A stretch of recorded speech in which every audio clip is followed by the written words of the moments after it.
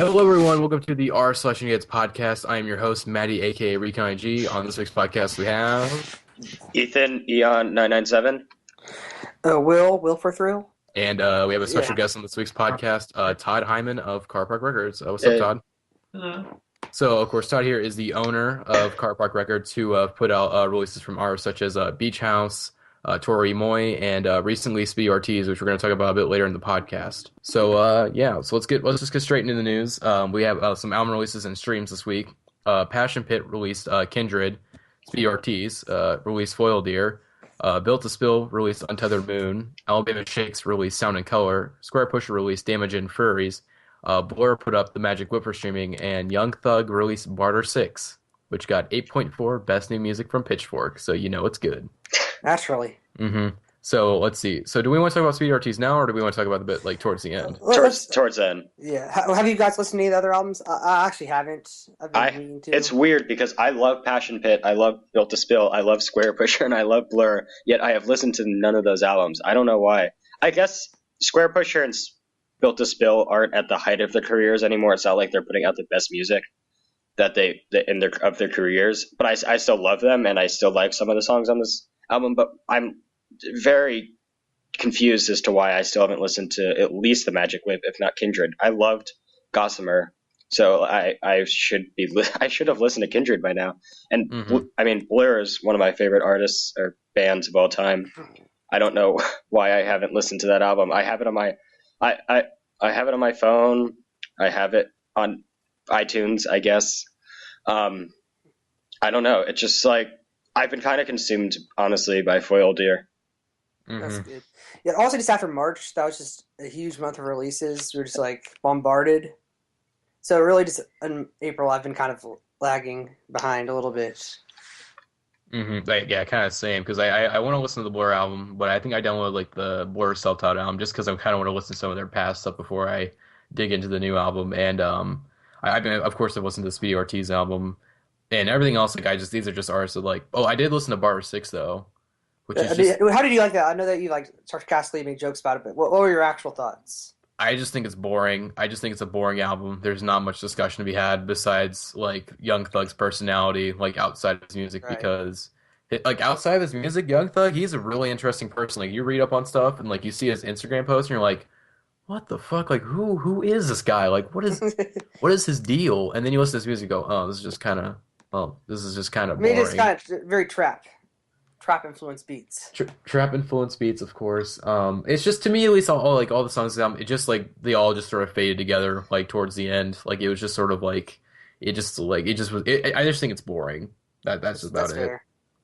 So anyways, I guess we ought to go into album announcements this week. We had Mac DeMarco officially announcing his new album, Another One, which is coming out August 7th. It's going to be a mini LP, so it's only going to be like 8 tracks. What? Chris Baio Sorry. Chris Baio of Vampire Weekend is going to be releasing an album this summer on Glassnote, and Health announced their first album in 6 years, I think. Is that correct? That's what I remember from the article. So the first album in 6 years is called Death Magic, which is also coming out August 7th. So I think last week we were all very excited to find out Mac DeMarco was releasing another album, and yeah, I think I'm still excited because I mean I love Salad Days, I love Two.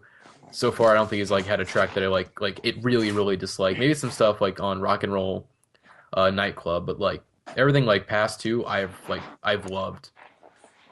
Yeah, I'm actually excited because this it's a mini LP. It's only supposed to be like a little bit over 20 minutes, correct? I think it's like 27 minutes is what I really? saw. Well, like I've said earlier, Mac DeMarco is just like driving to work core music for me. It doesn't take 35 minutes for me to get to work. So if I could get like a full length album in on my ride to work, no more, no less, that'd just be perfect. Another one. Let's go. So let's see. Are you excited for another one, Ethan? I don't really like Mac DeMarco. I know that's an unpopular opinion. He's not my. I haven't really given much effort. I haven't really tried to listen to him much. He doesn't require much effort. No, I haven't I've listened to like 1 or 2 songs and that's it. And I didn't really like them. I don't know. I haven't really listened. It's a bit too laid back for me. I mean, a lot of people come for Mac DeMarco and then stay for his music. Yeah. So if you're not that interested in him as a person, then it might not be music for you. I don't know. It's kind of the I don't. My taste is a bit more anxious than what he does. Right, Mhm. naturally. But yeah, I don't. I'm confused that it's a mini LP. I don't remember any artists in recent memory releasing a mini LP as kind of like EPs or LPs. So that's kind of I think it's just he couldn't quite call it an LP, but he couldn't quite call it an EP either. So I think that's just kind of where it's at. That's Right. why he's calling it a mini LP. So are you excited for any of these albums, Todd? I haven't heard them. Okay. I mean, they're not out yet, so. What do you have? You guys have any expectations from the Chris Baio album? Like, do you have any idea what that might sound like at all? Doesn't he do more electronic stuff by himself, or is that the other guy? Batman Galige. I heard something about him DJing and whatnot, so that's all I've heard. I really know nothing. I mean, I'm definitely gonna check it out. I'm definitely interested in it, but I just have no idea what to expect. Mm-hmm. So yeah, I guess we gotta go to single alert now. Father John Misty, the B side to his little heart shaped 7-inch that got released for Record Store Day. A song called "Never Been a Woman." Let's see, and what'd you guys think of this track? I listened to it once this afternoon. It's a B side for a reason. Yeah, I thought the track just kind of went on, like, to me, it wasn't a bad track, but it just went on a little too long, and I kind of see why he decided to just put it on this like little 7-inch.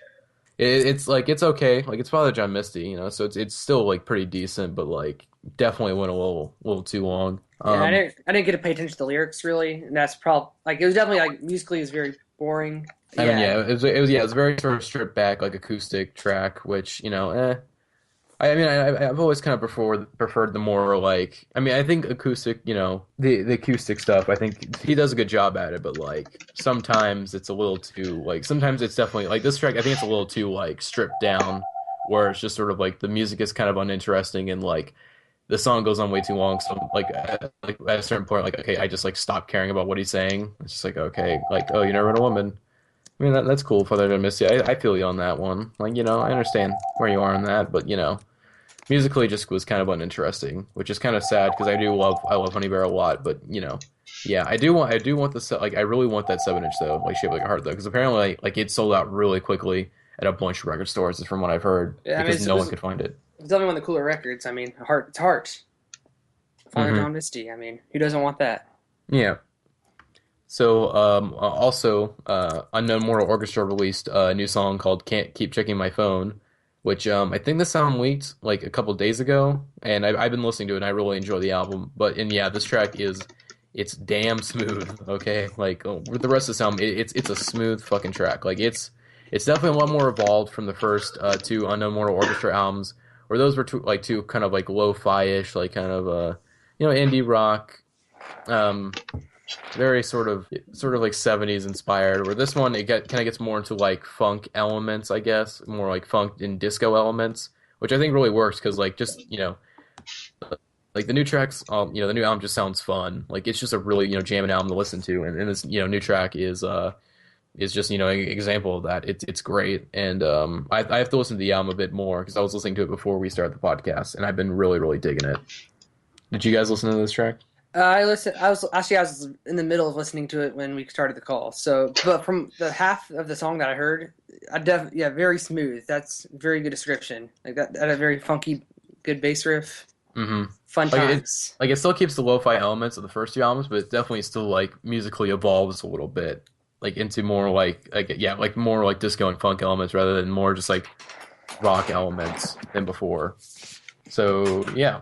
Did you listen to any of these tracks, Ethan? I will not confirm or deny whether I have listened to any of these tracks. Okay. Anyways, on to the news. Surfer Blood guitarist Thomas Fedeke was recently diagnosed with cancer. Let me pull up the story real quick. And let's see. Surfer Blood, his guitarist in Surfer Blood. It's very unprofessional. Let's see. So the story said, cerebral guitarist Thomas has been diagnosed with a rare form of cancer and is currently undergoing treatment.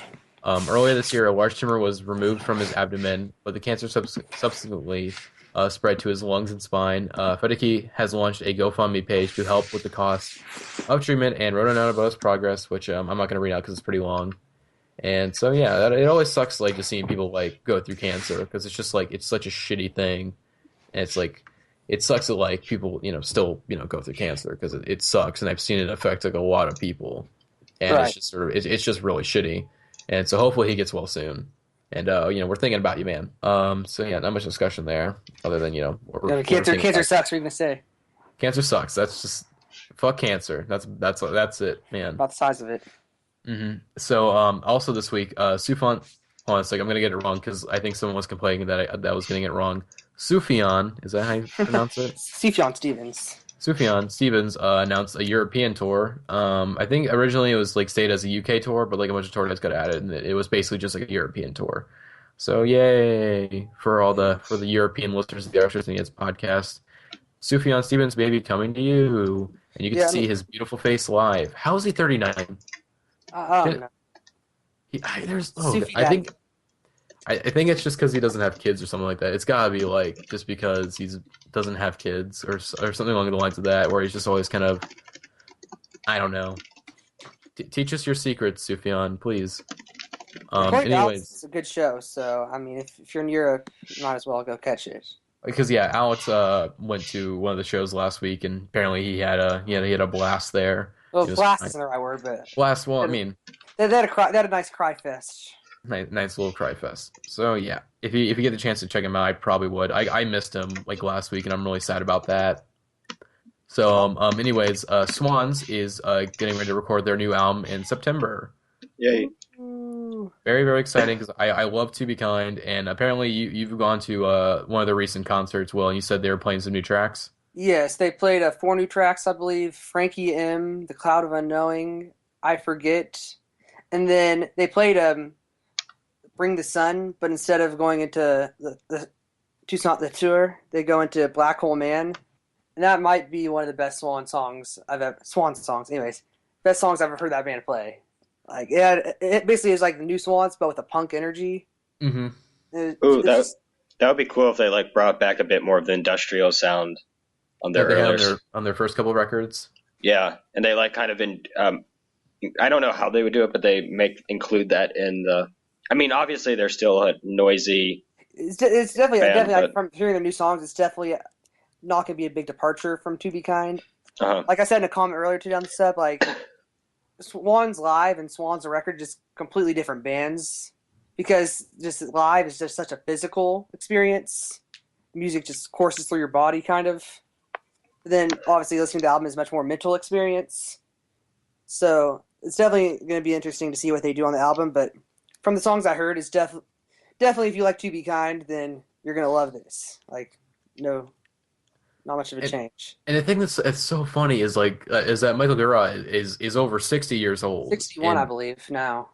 He's 61 years old, and he's making. I don't remember. It was probably Fantano who said this, making like some of the most important music of his career, like right now. Oh, no doubt. Yeah, just because like now he's had a more relevant time, like with the internet, so now more people can discover his music than ever. I think. Mm-hmm. Yeah, because sorry, you go. Yeah, well, I mean, like I don't think a lot of people heard Filth or Cop when those came out, but now like we have the pitchfork culture, you know. I mean, but tastemakers. There were those two. Weren't there those two major label records that they put out? I think there was only one. I think it was called The Burning World, and I think most people consider it to be like one of their worst albums. Yeah, I haven't even checked it out. I've heard it's pretty awful. But yeah. Because Swans has a massive discography that like I have to probably like spend some time to get into because I've listened to a couple of their records and I really enjoy them.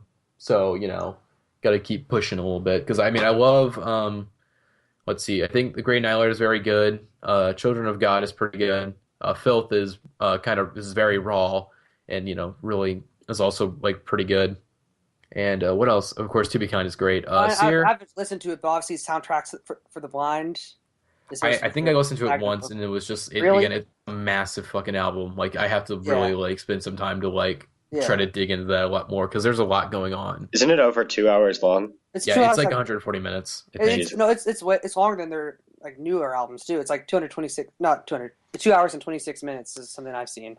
Mm-hmm. So it's massive. It's just all their like a lot of their demos and like songs like B-sides, but like put together in an artistic way. It was basically just like their good, like their. I think it was their last album before they broke Yeah, it up was the last until album they before reunited in 2010, which I think their 2010 album, like the reunion album, was actually like pretty decent, like in Oh, my opinion. that's a great album. Like that's also only like 45 minutes or so. So it's just like it's just a sampler of what we're about to get, Mhm. which was what might be the best band of the decade so far, in my opinion.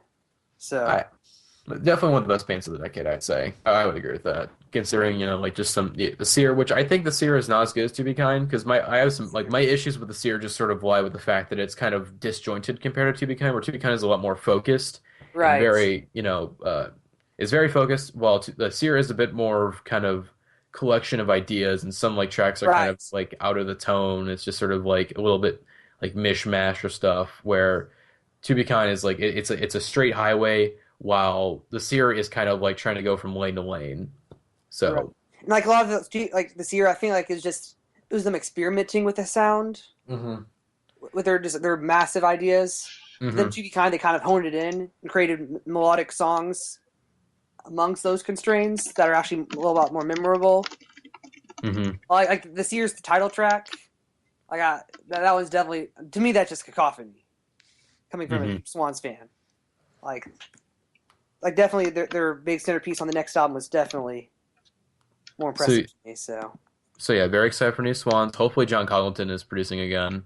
hope we'll have Which to ask him. we'll have to ask him if he's producing again on whenever we interview him tomorrow. Um, Anyways, let's go on to what we've been listening to this week. This week, I listened to Viet Cong. Of course, great album that came out earlier this year. It's like post punk. It was released on Jaguar. It's only like 7 tracks. They're all really good. My favorite track on there is probably March of Progress, which has this really great like sort of like drum line in the beginning, and it sort of goes into like this other like sort of like more melodic, peaceful track, and then it kind of goes into this like really great guitar riff and whatnot. It's a great track, and the album is great in my opinion. Hopefully, it won't leave people's radars by the time we get to like year end list and whatnot, because it came out back in Right. like January, and I think it leaked like months earlier.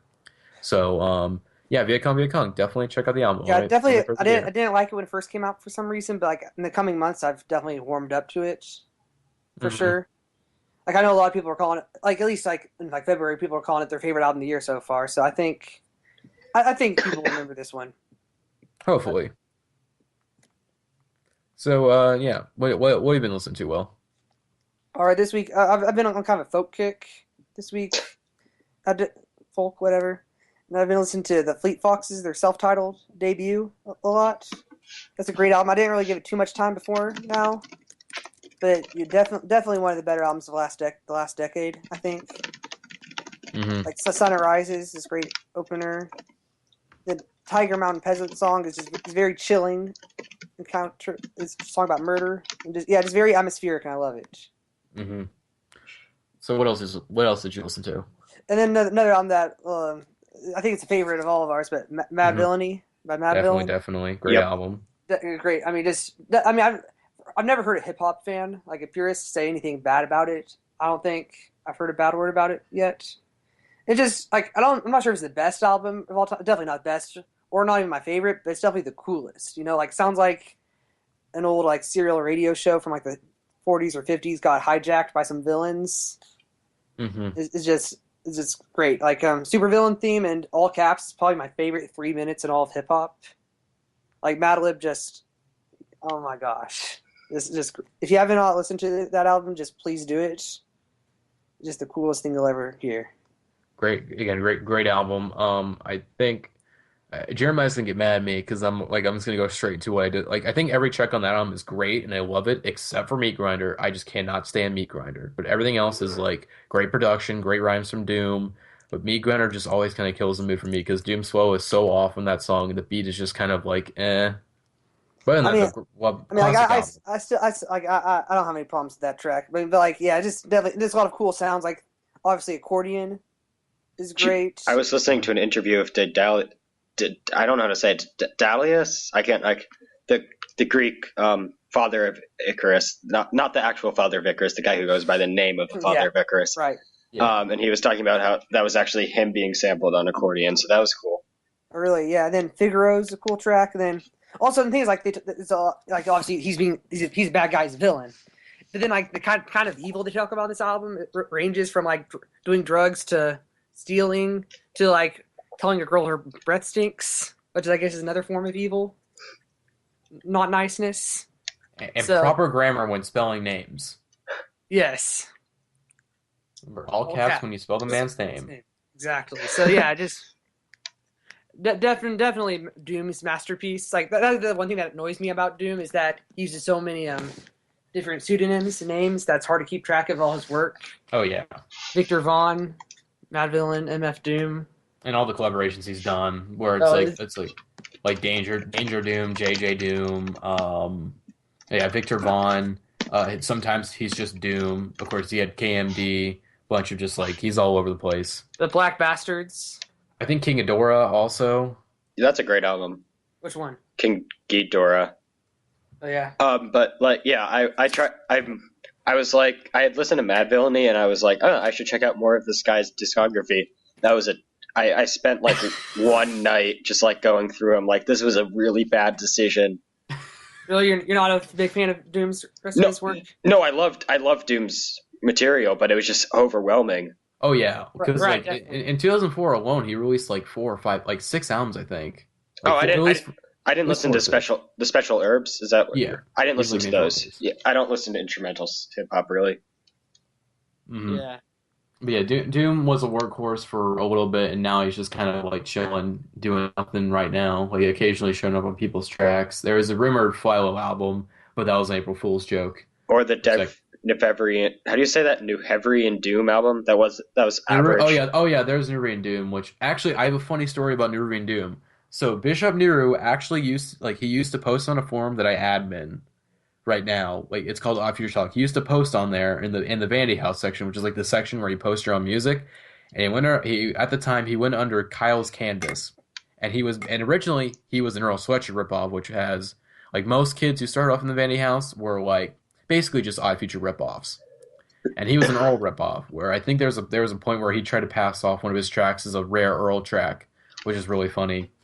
And then he became a Joey Badass ripoff, and now he's making albums with Doom, which is like just like blows my mind that like someone can go from like being an Earl Sweatshirt ripoff to making an album with MF fucking Doom. But he's still not that interesting. He's still not interesting. Somehow, for some reason, Nas and Doom see something in him. Daniel DeMille likes him though, and that's all that matters.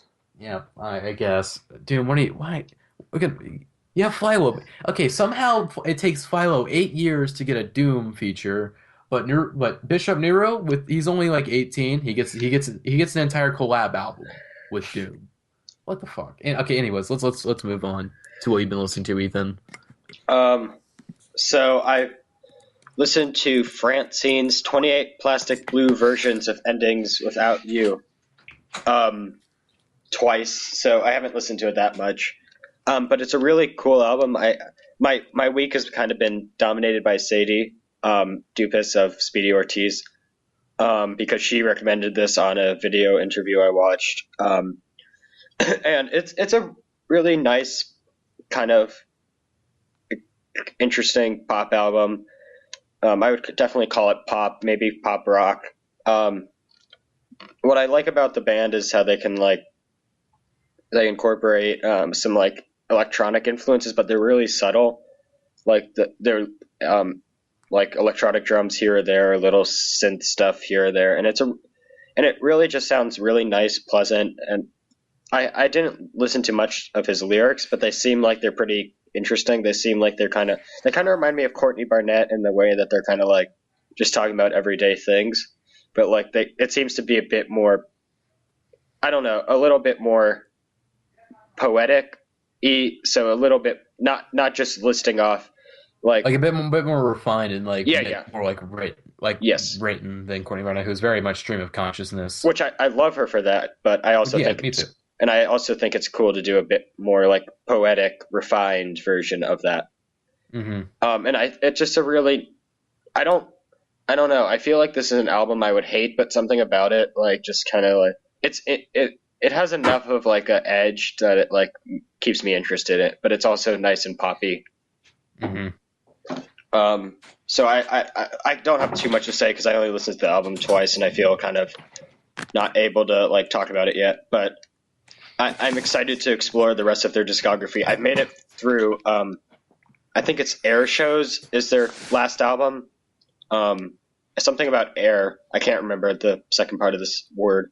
And I've listened to half of it twice, and I haven't been able to make it through, but I will listen to it. And Nice. yeah, so the second album I listened to a lot, probably 8-9 times by now, which is Speedy Ortiz's Foil Deer. I am amazed by this record. I was kind of honestly hesitant going in with the singles. I liked Raising the Skate and The Graduates, but not to the same level of anything on Major Arcana. But then Puffer came out, and I couldn't stand it at first, but then slowly it began to grow on me until I was obsessed with the song, and I was playing it constantly. And then I started to realize how great the Graduates and Jesus Christ, brain fart moment. Graduates and what's others? Raising the Skate. And I was like, wow, these are great singles. So when the album came out, I was super excited, and I got, if you guys remember in the group chat, I got really, really excited when I was listening to it. And Oh yeah, because I remember that, because like that, you're the reason why I checked out the album, was like because you were like, guys, this is really good. This is like at least like I think you like, did you say it was a 10 at one point? Like I feel like you did. I did, and I still think it's an incredible album. Just a little bit below a 10. I'm giving it a 9.3 on this blog I write for called audiohammock.com. But it's so good.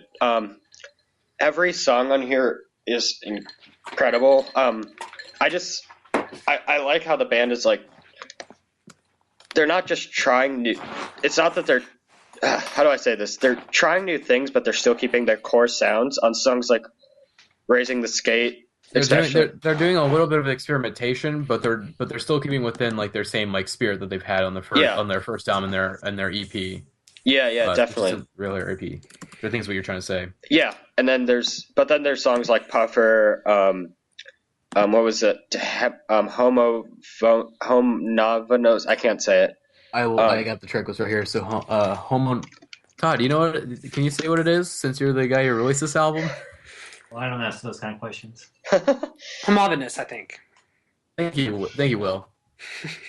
Well, yeah, I really enjoyed Puffer because it sounded like, I think about really now, because it sounded like it was like kind of sexy, I guess. Yeah, definitely. It sounded kind of like slime when I was like, ooh, I can jam to this. Like, ooh, yeah.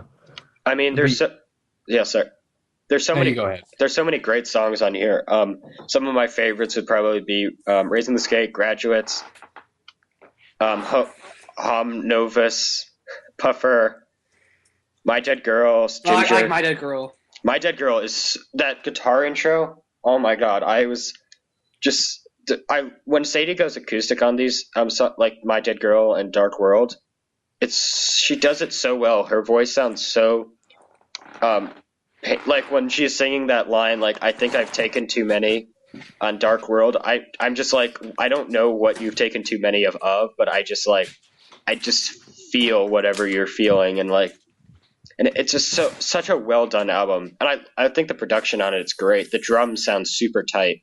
I noticed that because Major Arcana was mostly a live album, and when they recorded this, they took a lot more time and care to put this together, and I think it definitely shows.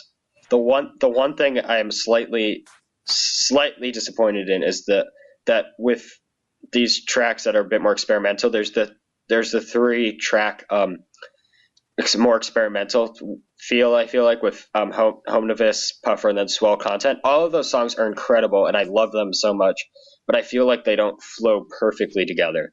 That's my one complaint, and everything else about this album is perfect, and I think it's so good. And Major Arcana is one of my favorite albums of all time, and this is definitely better than Major Arcana. So definitely, this is better than one of my favorite albums all time, so it's probably one of my favorite all-time albums. At least, it's hard to say like a week into it being released. whatever. But I definitely going to keep listening to this. It's incredible. Because right now you're pulling a Jeremiah when the Father John Misty's album came out, where he was like he spent like a 20. He didn't spend as long as he did on that like on I Love You Honey Bear, which was like 20 minutes long, and like I remember being on the podcast just like sitting there and be like, oh, Jesus Christ, this is entertaining, but at the same time, I was like, Jeremiah, please, I want to say something. But yeah, I haven't listened to it as much as you have. I've listened to it a bit today and yesterday, and I've really been enjoying it. It's my first album from them, so I'll have to check out Major Arcana sometime this week. But I really dug this. I thought, the guitars sound great, drums sound great, production is just generally really good, instrumentation is generally good. Sadie is a very, I love her voice. I think her voice is fantastic. It's very, I would say, kind of very Sleater Kinney inspired because I got like major Sleater Kinney vibes. Really, I did not get that at all, and I'm a pretty big fan. I personally got Sleater Kinney vibes from the sound a little bit in certain cases. It's not quite straightforward, I don't think. Yeah, I think the more kind of punk inspired tracks, definitely. like Puffer, like that was like, okay, this sounds kind of like Sleater Kinney. Really, of all the tracks, I would say Puffer sounds the least punk. It sounds the most R&B. I don't. I don't know. I just because I think it's just because like I'm still sort of like kind of like digging into the album a bit more and just kind of thinking like. Sleater Kinney before, Matty? Yes, I have listened to Sleater Kinney before. That's why I said it sounds like Sleater Kinney a little bit. I thought it was inspired by. I definitely think she's inspired by Sleater Kinney. I would assume Sadie loves Sleater Kinney, but I've always thought the influences. I thought the influence has always been like. Arch. I've always heard of Big Arch as a Loaf, Pavement. She's talked about. She's toured. I think they toured with Stephen Malcolmus and the Jigs, and so obviously big influence. But she, like, I follow her on Twitter, and she talks a lot about artists she likes, and she's definitely has an eclectic taste, but good taste. She will defend Incubus apparently. But yeah, I've really been digging the album. It's great. I'll definitely listen to it a bit more. Like over the over the next year, over the next year, maybe for a little bit. I'm not sure. Let's see. Well, did you give some like if you want to give some extra thoughts on this album? Sorry, meeting. Anyways, yeah, I enjoyed it a lot. I've only listened to it twice so far, so I'm definitely not qualified as Ethan. I keep calling you Ian tonight. I don't know why. Anyways. Not as qualified as you, but I did enjoy it. Like, let me look at the track listing here. Good Neck. That was a great start to me, even though like it's just kind of. It doesn't work as a single track, but as an intro, it's incredible. I think. Yeah, I just like the cacophonous guitars and stuff. Mm-hmm. And definitely Raising the Skate and The Graduates. Like, I definitely know why they were the singles because those were probably two of my favorite tracks on here, for sure. Along with My Dead Girl. Those are tracks that kind of stood out to me. I like Puffer too. Yeah, just I was talking in the chat yesterday. I heard some math rock influences. Like maybe my math rock game isn't up. But I could definitely hear at least some influences from like bands like American Football and stuff like that. That's what I think is cool about this album in particular. I didn't talk about this when I was talking about it, but I did talk about it in my review I wrote. Is that Major Arcana? I think it's a bit dismissive to kind of say it's a 90s sound because I think there's more to it than that, but there definitely is a big influence from that period. But I think this album definitely sets the band apart from that sound and that era. I think it kind of makes them sound like their own entity. So and I think that you guys are hearing Sleater Kinney and math rock, not completely different things, but they're definitely not one and the same. Yes, definitely and then there's a song. And so, like, those two very different things are being condensed into this one album is very, very cool, I think. So definitely an album that I think a lot of people are going to hear a lot of different things in. Like, a lot of people are going to like it a lot, and a lot of people are going to dislike it, but all for different reasons for how they feel about the album. Yeah. So it's definitely a cool feature to it, I think.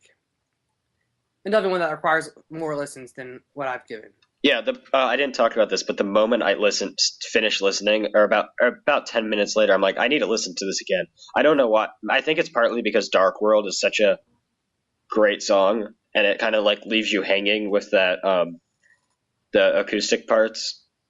And she just her voice on those acoustic parts is just so emotional. So I just started listening again, and I listened to the album twice in a row, and I never do that.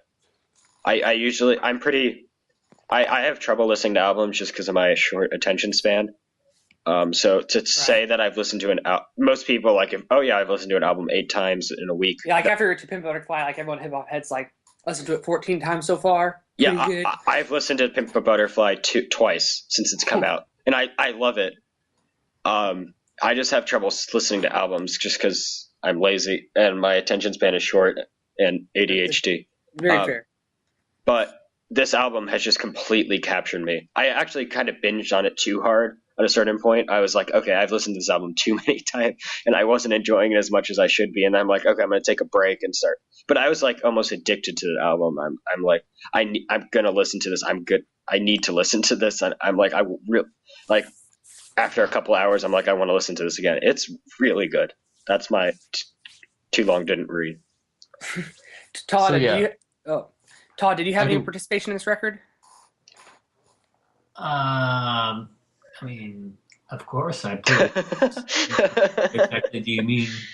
I guess like were you part of the recording at all? Like just like how much? I guess like how much of this were you there for? I was not there at all. Yeah, all right, that's fair. He was there in spirit. Okay. Yeah. I got some files emailed to me, and that was it. So how long have they been working on this? Like when did the work for this album start? I believe they recorded it at the end of last summer. All right. Very good. Where did they record it? Rare Book Room in Williamsburg, Brooklyn. All right. Very good. Very good. How did you discover Speedy Ortiz, Todd? Well, it's not. I don't think it's a terribly interesting story. I had a friend in New York who was really into them and was kind of looking out for them, and he sent me an email saying, have you heard of these guys? And I was like, oh no, and I checked it out.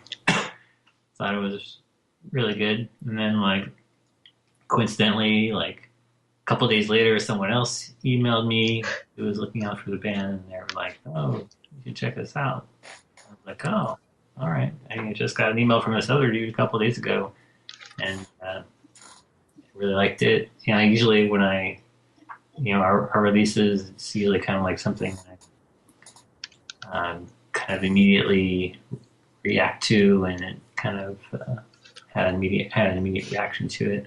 So I got in touch with Speedy and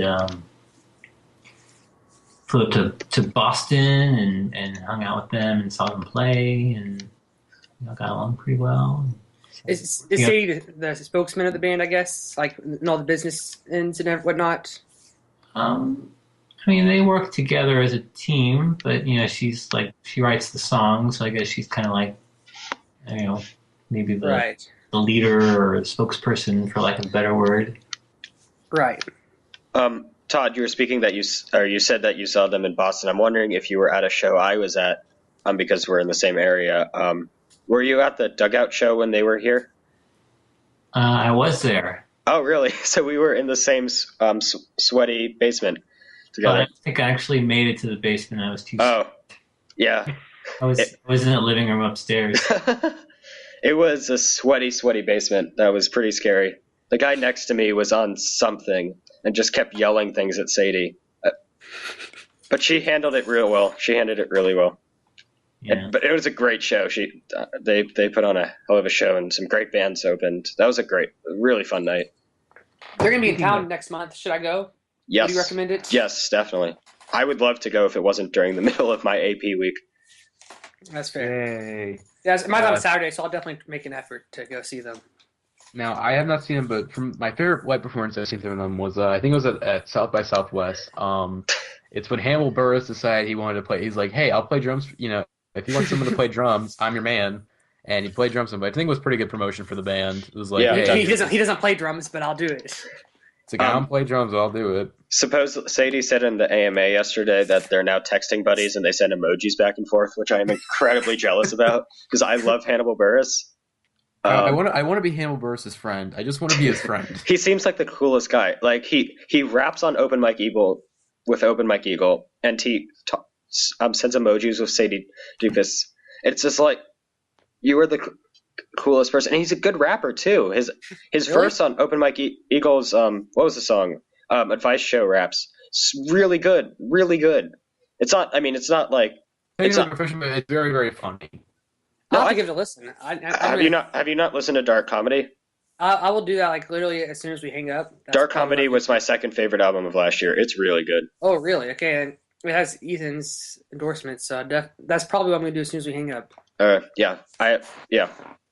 Okay, we should move on, but yeah, or not move on. We should continue. We were heading in the direction. Yeah. So, some of the users on our social media heads, we've gotten some questions from them for you, Todd, and we also have some questions from ourselves. And yeah, so let's just get into the first question. Kind of a little short one. So, how did you discover Chaz's music? So, Chaz, Tori Moy, aka License. So, how did you discover Toro or Chaz? I heard him on the internet on a blog for the first time back in, I guess it was the summer of 2009. And, another case where it's like, I heard it for the first time and I was like, wow, this is awesome. And literally, like, I emailed him within like a day or two of hearing his music, for the first time. And he wrote me back and we started talking a lot and kind of had a, got along really well and decided to start together. But you guys just put out the new Tori Moy album, which I guess that's probably gonna be your guys' biggest release of the year, I would imagine. Yeah, definitely. Because Toro's got like a pretty big fan base, thanks to co-signs from guys like Tyler the Creator and whatnot, and which I think he was actually on Tyler's album, correct? You mean the one that just came out? Yeah. I'm not sure. I know they worked together. I'm not sure exactly what's on that record. I haven't heard it yet. I don't think it's an official feature, but I think Tyler said he was on the album. I think on like one. I think maybe it was Fucking Young. I'm not sure, but yeah. So, which I still need to listen to the new Toro album because I've kind of heard like mixed things about it. But like I still enjoy his music, and I loved Lay Sins last year, which I think did not get the appreciation it deserved. By the way, because I was like listening to them like crazy whenever it came out, because I think it's just like really fun. It just kind of got like by critics, and many people were sort of like listening to it. I'm like, what are you guys on? Like, this is great. And the fact that he did put out another album like 6 months later is a testament to like he's basically like a workhorse basically when it comes to music, because he's constantly putting out stuff from what it seems. Yeah, I mean he's been working really hard a lot, and I think he's gotten to the point now where he's got enough fans that are just gonna follow him out. So it's like a bad review or here or there isn't going to make as big a difference as like if he was just starting. Mm-hmm. So I guess we'll go on to the next question. Let's see. So do you have any advice on starting a record label? How long was it before you could do it full time?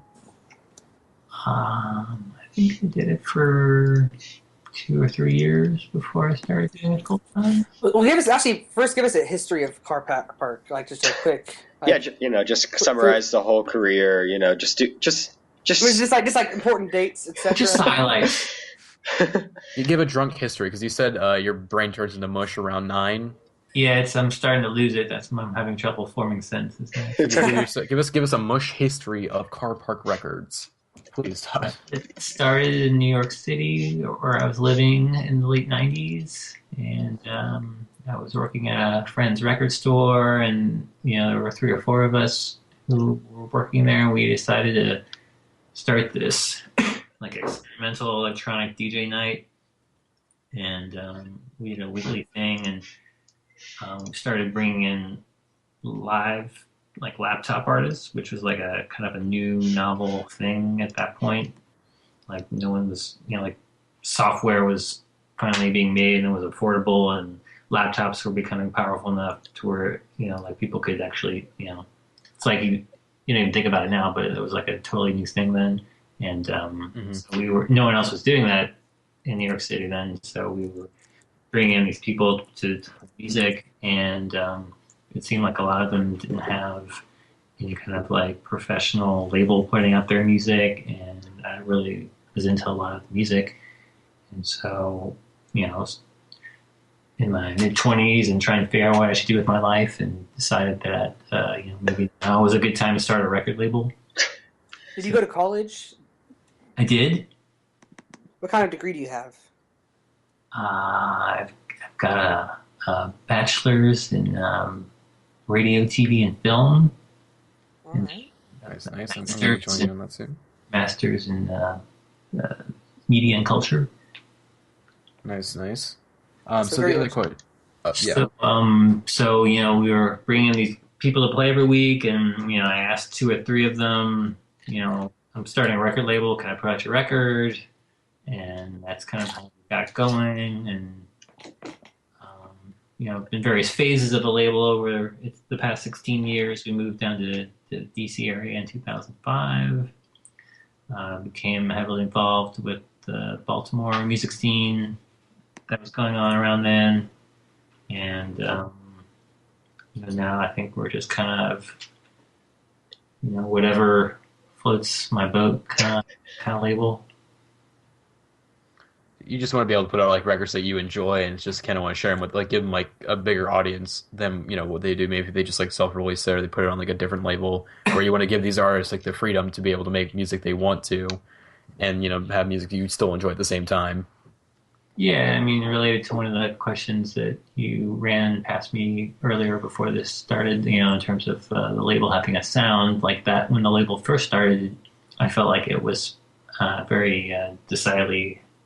I was decidedly like trying to have a sound like this, like kind of like electronic-y, digital.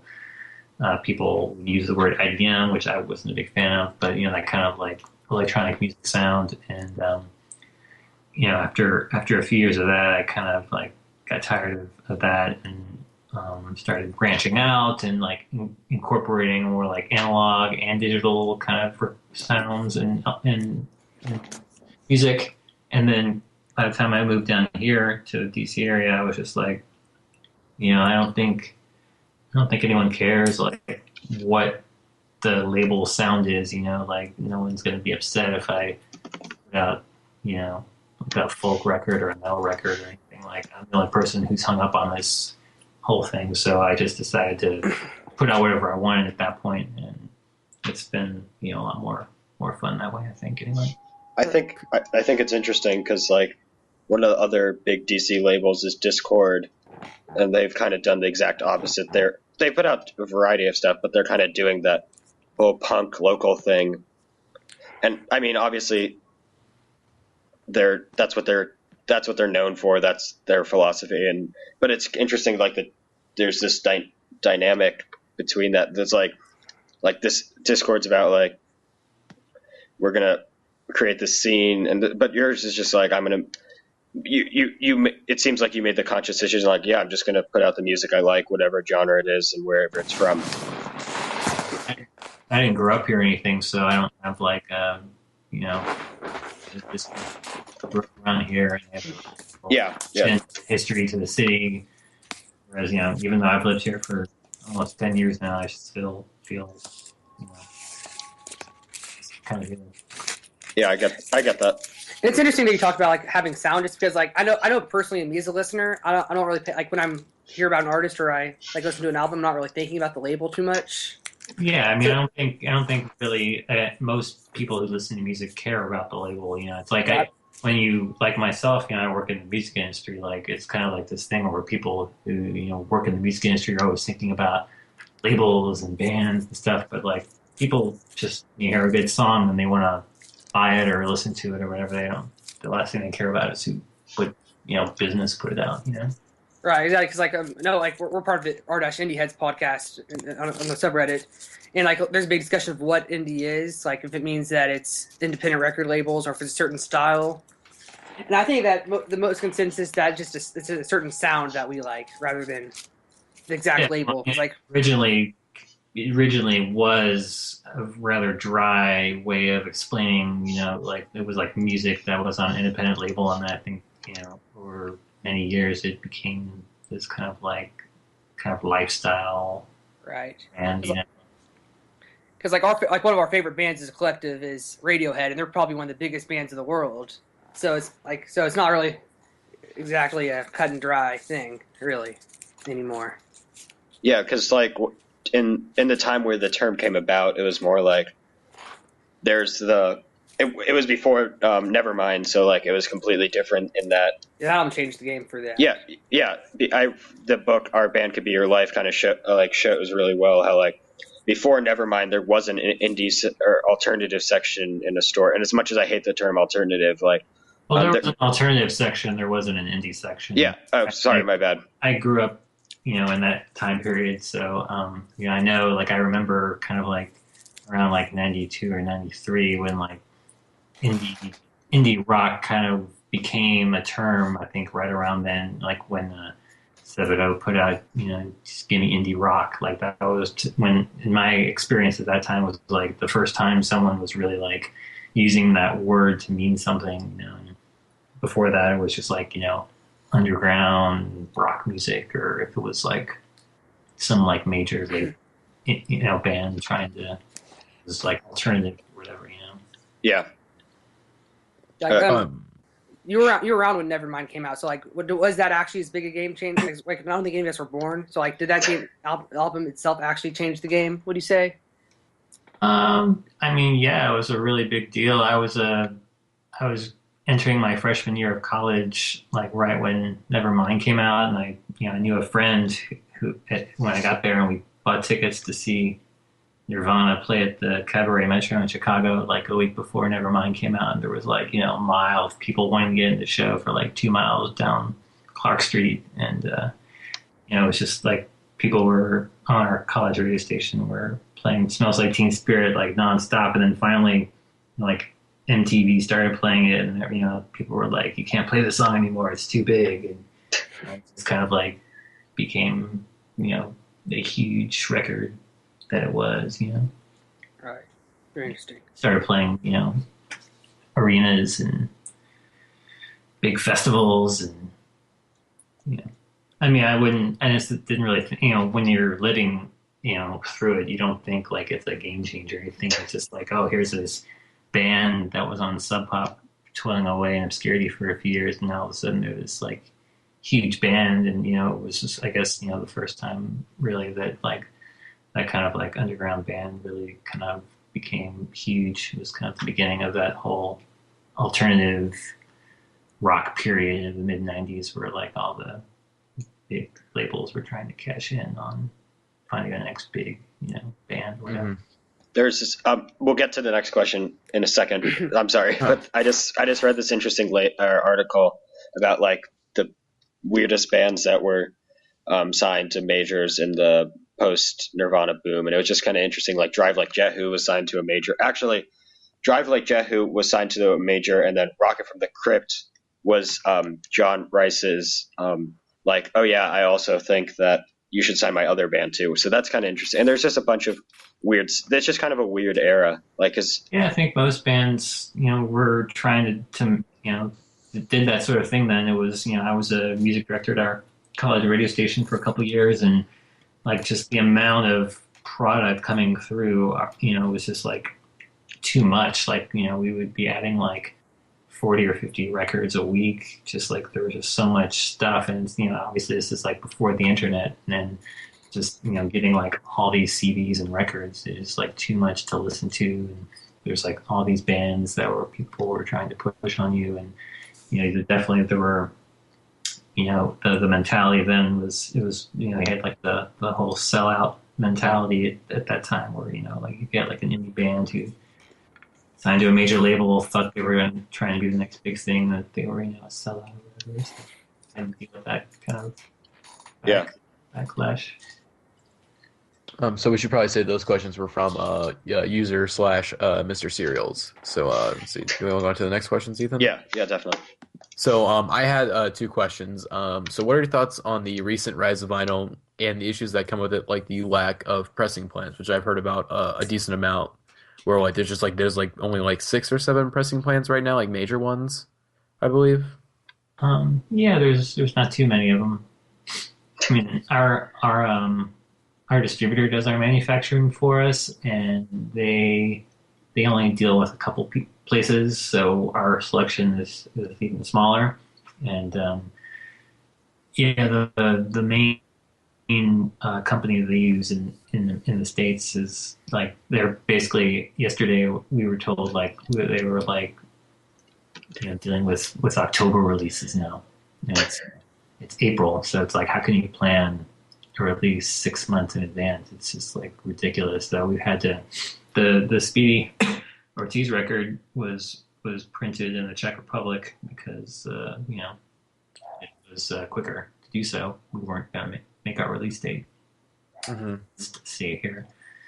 So we're doing that with a few other releases as well. The quality's good, and it's not a big deal. Just that's just what the situation is now with the demand and the production levels being so high.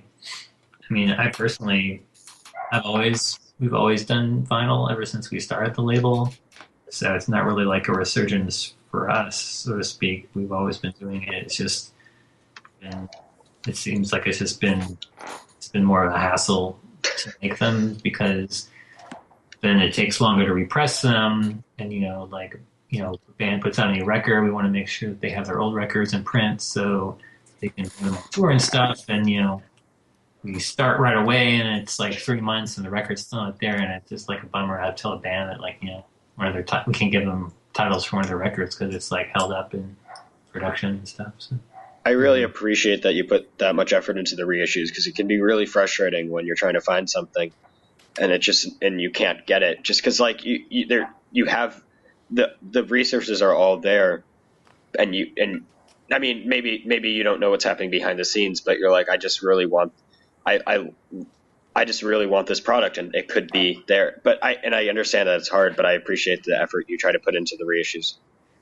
yeah, I mean, we try and stay on top of it. Like I said, it's like as soon as you're going to put out a new record, 4 months ahead of time, you can like, okay, I need to repress this record, and it's still not ready. Like by the time the new record comes out, it's just yeah. So it's just you have your logic in your brain. You have to like wire how you think. So you have to think 4 or 5 months out. Typically, a couple of years ago, we needed more records. We would just we get them a month or two later. It wasn't a big deal. Because I feel like that's a big struggle with like certain artists nowadays. Because with the internet and whatnot, everything is like we have to have everything like right now. Like it's so fast paced, and it's just sort of like it's like this. I need this now. Like I don't want to wait for anything.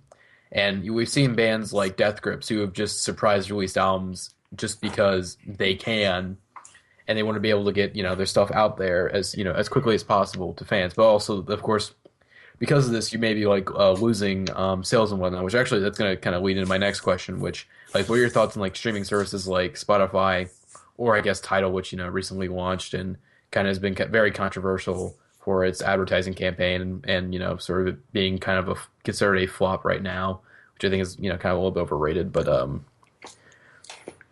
yeah, I feel like it's definitely a big struggle for artists. Like when because you're saying like you have to tell them like, oh, we can't get this album out like yet because we're still waiting for all the vinyl to be pressed, or still waiting for like this stuff to come in, which I feel like that definitely has to suck for the artists. Where it's just sort of like you want to be able to get your art out to your fans as soon as possible, but you're limited by basically just by like just because vinyl research has been great and I love vinyl, but at the same time though, like the music industry hasn't like it's like, oh yeah, vinyl rival, great, we'll just have like really overpriced records and whatnot. But at the same time though, it's like, okay, why don't you like start making more initiatives to like make more pressing plants, because we've seen it keeps going up like every year. So it's just sort of like at a certain point where like I'm just kind of waiting for the music industry to decide to go, okay, maybe you guys should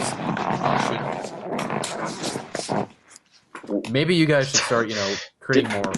Did Will just deflate? Yeah. Will, you okay, buddy? I'm fine. Yeah. Tip top.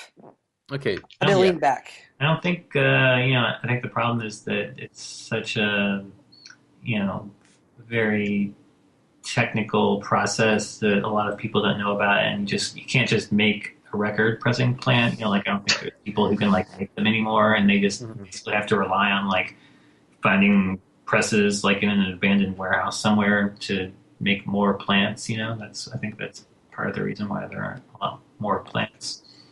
And it's just it's a risky proposition to. Which I can see that because some people may consider vinyl right now to be a trend that may die out soon, which we really kind of have no idea at this point.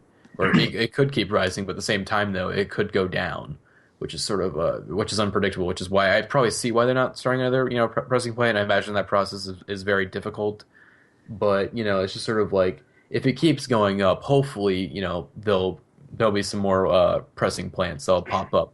And be able to get music out there faster to the fans, and yeah. So again, to my next question. So what are your thoughts on like streaming services like Spotify and Tidal, Pandora, Radio, Google Play? Is there any others? Last.fm, I guess, to an extent. RDO, yeah. YouTube, yeah. YouTube's gonna basically sort of like a streaming service right now. Beats Music. No, wait, that's dead. Oh yeah, rip. Press have to pay respects. So what are your thoughts on the rise in streaming services? I don't really have a very interesting opinion. They're fine. They're there. They're it's better than somebody downloading them for free. I suppose there's not a lot of royalties for us from them. What do you think about a label like Drag City who doesn't put any of their music on Spotify? Is that, or do you just still have the same kind of like nonchalant kind of opinion? I mean, that's their prerogative. That's cool if they're not into the politics of streaming. That's fine. Yeah, I get that. So are there a lot of politics like with the labels and the companies like Spotify? Sorry? Is there a lot of politics that we don't know about going on with that? That makes it more difficult. I mean, there's stuff you can read on the internet, like artists that, don't like Spotify, or certain labels say they don't like it because of, devalues music, and the musicians and labels don't get their fair share of royalties and that sort of thing. So there's definitely arguments to be made. But, I don't really know what can be done about it at this point. It's like it's there. They're getting bigger. I don't think not participating is a very useful protest, I guess, really. But I just saw that Spotify is valued at more than the whole music industry. I think unless I misread the headline. I think it got a couple of misleading title tags and Oh, really? whatever was posted, but I think if it's not bigger, it's close to how the money of the music industry right now. It's got, at this point it has to be really close, if not bigger, than the music industry. I don't buy music anymore. I don't know. It's like, what's the point of buying music? I can have a Sonos player. I can listen to any kind of music whenever I want for free. It seems like it just seems like it's slowly becoming an old mode of music consumption. Yeah. More and more people will be streaming music instead of downloading it. I mean, I can definitely say that streaming has helped spark my interest in music. I definitely would not listen to as much or be as passionate about music as I am right now if it weren't for streaming. So, I mean, if that's... I can't speak for the business end, but I know that as a listener, it's been very helpful. Yeah, it's definitely convenient. Definitely. So, do you want to? You're covering an inside joke. Okay. Well, basically, we have an inside joke on the subreddit where there's a theory that all indie musicians and people involved in the industry are fans of Mexican food. So the question is, are you a fan of Mexican food? Yeah, just as much as the next guy, I suppose. Yeah, does anyone not like Mexican food? That's what I'm asking. I mean, I don't like all Mexican food. I mean, yeah. Because I voted, whenever we had the poll or the survey, I voted for American food instead of Mexican food. I did Japanese, I think. But let's move on. Let's not get into that. Let's go on to the next question, which is from Hi, I'm John, who's a member of the podcast. Who's his pretty big fan of Speedy Ortiz, also DC local. So when you sign acts, are you able to tell which ones will be more successful than others? And if so, do you look especially for that type of artist? No, I mean, signing a band, running a record label, I always feel it's a bit like gambling. It's can never really tell what's gonna take off or sell and what's not. You just kind of have to follow. Well, at least I do. I just kind of follow my gut or my instinct. Well, do you ever sign artists that like you don't particularly care for, but you know a lot of other people in the industry and people on your team are a fan of that you think could make you money? I'll only sign something if I really like it. I mean, I guess there's certain types of music I know won't sell a lot just by the nature of it, of the type of music it is. Like if it's some like weird experimental record or something. But there's been numerous times where I've started working with a band who I thought had a sound that could be very popular, and then just kind of fell flat, and no one was really interested. So it's just, I guess sometimes you can, there's sometimes I sign a band kind of out of nowhere, no one's ever heard of them, and it's more of a risk, I guess. And then other times you start working with a band that's already gotten written up on blogs, and maybe there's some kind of like buzz already, and you have a good feeling that maybe like this one will do a little bit better just because they already have something going on. Mm-hmm. Right. So John had a few more questions. So have you ever been surprised with the personality of an artist after listening to their music? I don't know if I would say surprised. I'd like to think, we're lucky. Most of the people we work with are pretty good people. So not a lot of drama. That's good. That's good to know. No indie beef on these record labels. Yeah, I'm a big fan of stuff. Super. So let's see. We'll do this one last. Let's see. So if you could sign one act, living or dead, signed or unsigned, who would it be?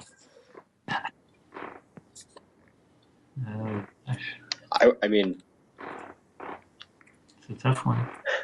The easy answer is the Beatles, I guess, because they just make you the best money. Yeah, I mean, where to start? Again, you just hope that you may have gotten a demo tape from like some artist that like it's gonna blow up in a couple of years, and you're like, we can make some money off of this demo tape. Which I think I remember. There's someone on our subreddit who works at Jaguar in Secret Canadian, and like he said in a thread somewhere that they actually have an arcade like demo, like an Arcade Fire demo somewhere in the old I think they moved offices recently, and they had an Arcade like Fire demo somewhere. So you just kind of hope you stumble upon like something like that randomly. Yeah, I think probably 12 or 13 years ago we got a Grizzly Bear demo for Paw Tracks. But yeah. Ooh, that's very interesting. That's gotta be kind of like oh damn, we missed out on these guys. Which I want to kind of have like a little improv question. Has there ever been like an artist that like you had a chance to sign and you kind of regret like not doing so? No, I think usually we typically work with people we want to sign. Well, I mean, I haven't really been occasions where like we want to sign someone and we haven't been able to. Or have there ever been like artists that have like eventually left the label? You're like, I kind of wish they stayed on the label because I guess if you're okay with talking about it, of course you guys signed Beach House initially, and now I think they're on Sub Pop, I believe.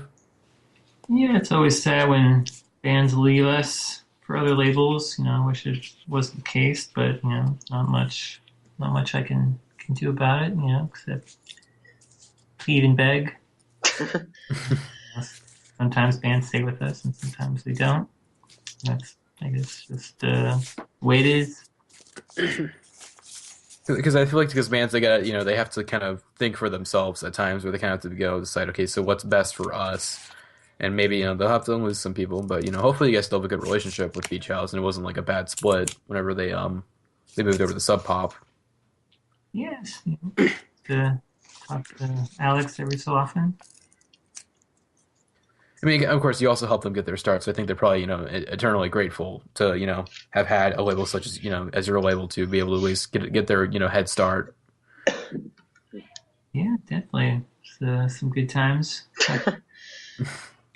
I guess so. Okay, so who was the one artist that truly inspired your passion for music? Which is another question from John. Artist who inspired my passion for music. You could say artists if you can't narrow it down. I can't narrow it down, so.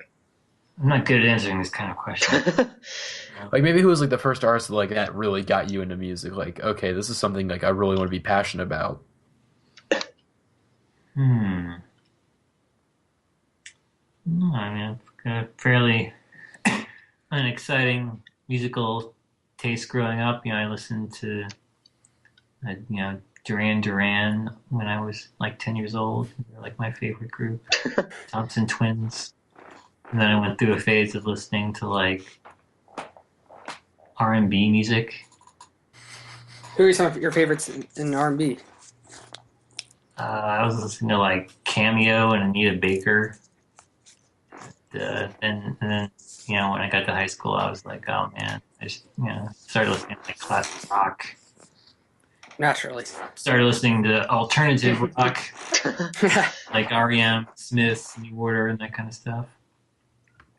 And then became, an indie rock kind of person in college, and then started listening to dance music, and so kind of all over the place. So let's see. I guess we're going to the final question from John.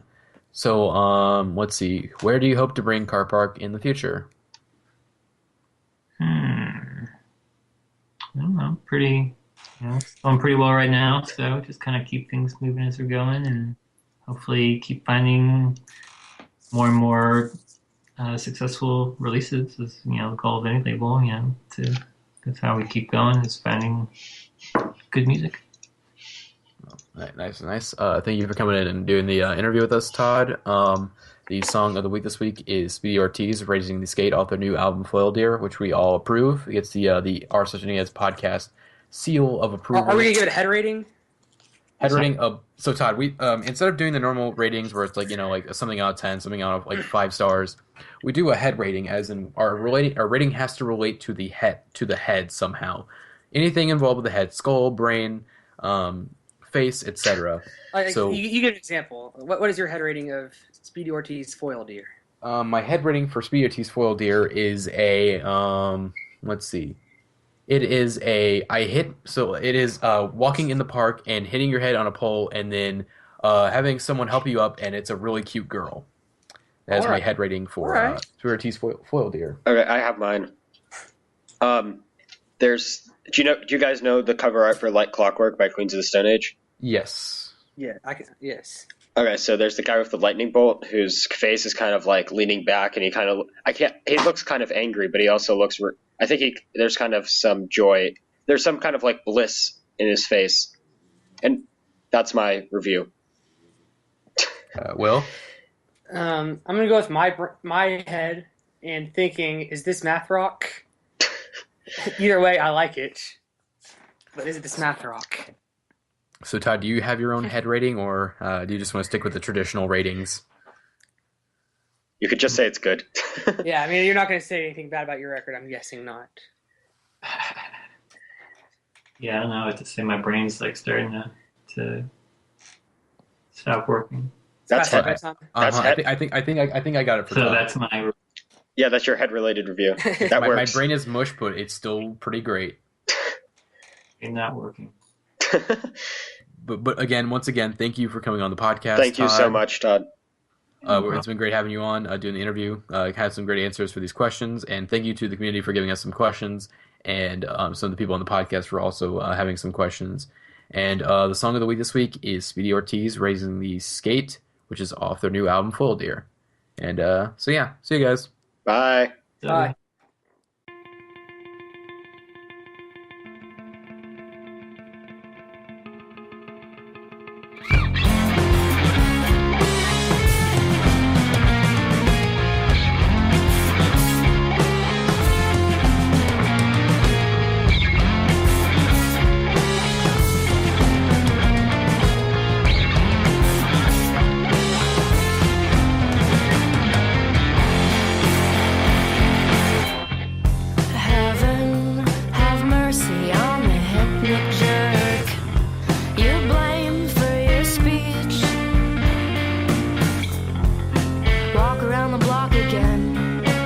wait till I feel cool and straight with a diaristic bent on undertaking. Careful, steady, are we steady? Cruel and ready. I'm not bossy, I'm the boss. Shooter, not the shot. On the tip and fit to execute. I'm chief, not the overthrown. Captain, not a crony. So if you wanna row, you better have it all fully be bold.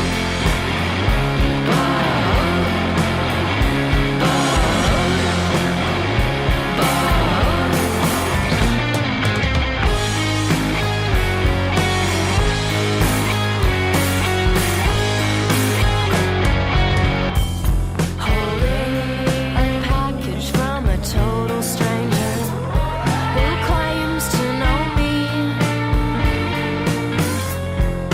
No, you never knew me, man. Not even a fraction. You just glimpsed your own reflection in a gold sheen. I'm not bossy, I'm the boss. Shooter, not the shot. Welcome pose with keys to raise the skate.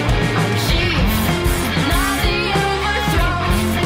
Captain, not a crony. So if you wanna throw, you better have it all fully big stone. Stone.